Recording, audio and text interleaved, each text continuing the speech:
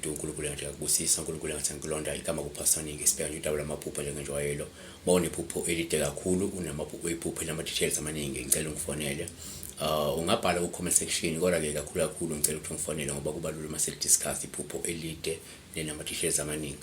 Kodwa-ke ngaloko uma lifisha livele libhale laphana-ke ku-comment section, but make sure ukuthi iphupho lakho nawe uya-proofread usubhalile phela. Abantu bavele babhale bashiye uthole umuntu ongithi ayifunde it doesn't make sense, noma-ke when you cannot make sense out of it, yabo. So please make sure ukuthi uma ubhalile nawe ubhale because ufuna ukuthi ucaciselwe kahle. Bingelela introduce iphupho lakho ngendlela efanele, futhi umuntu acacise ukuthi ufisa ukuthi naye athole impendulo ecacile nje ukuthi ubeke into yacaca kahle, yabona. So uBeauty wakaMpele la uthi ke sawubona pastor, ngicela ke la ubuze usho ukuthini uphupha umqamelo. So umqamelo la angazi uma sesalidiscussing before, but into ebaleke ukuthi umqamelo siveza ukuthi usho into eziningi ezindlela ezimbi depending ukuthi uthola ngalesikhathi ubona usesimeni esinjani, yabo.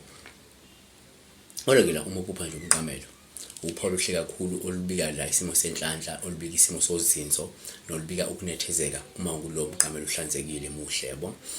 Kodwa ke uma uphupha umqamelo la uphawu ngabe lusho mhlawumbe ukuthi empeleni uzothola mhlawumbe imali, noma uzothola imadlana, noma uzosenzela imadlana, futhi la uzoba nethuba lokuthola mhlawumbe noma lokuthatha uhambo lwesikhashana, noma uhambo olufushane olungashelulethele nje yabule empilweni, yabona.